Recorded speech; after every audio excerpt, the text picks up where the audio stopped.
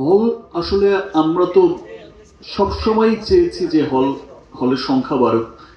একবার সিনেমা হলের সহজ শর্তে লোন দেওয়ার একটা প্রকল্প চালু হয়েছিল, মেবি সেটা এখন আবার বন্ধ আছে। বাট আমার মনে হয় যে সেই বিষয়টা সরকার এগিয়ে আসতে হবে, সেই সহজ শর্তে লোন দেয়া, তারপর এই সেক্টরটাকে ডেভেলপ করার জন্য বিভিন্ন রকম পদক্ষেপ নেওয়া।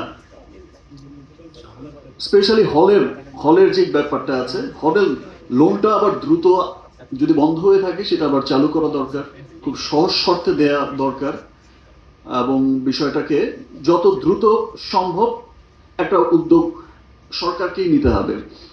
একবার যখন নাকি হলের এই ব্যাপারটা এসেছিল, এই সহজ শর্তে লোনটা দিয়ে তখন কিন্তু আমি শুনেছি যে অনেক মানুষই কিন্তু নতুন নতুন করে সিনেমা হল করার উদ্যোগ নিয়েছিল। ইনফ্যাক্ট আমি নিজেও একটা উদ্যোগ নিয়েছিলাম যে ফাইন, আমি যে কটা পারি, যতটুকু পারি, কিছু সিনেমা হল বানানোর।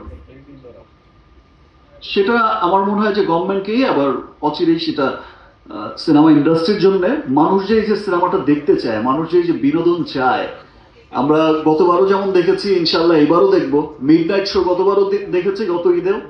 ইনশাল্লাহ এবারও মিড নাইট শো আমরা দেখতে পাবো, এবং গতবারের চাইতেও হয়তো অনেক বেশি সংখ্যায় মিড নাইট শো চলবে।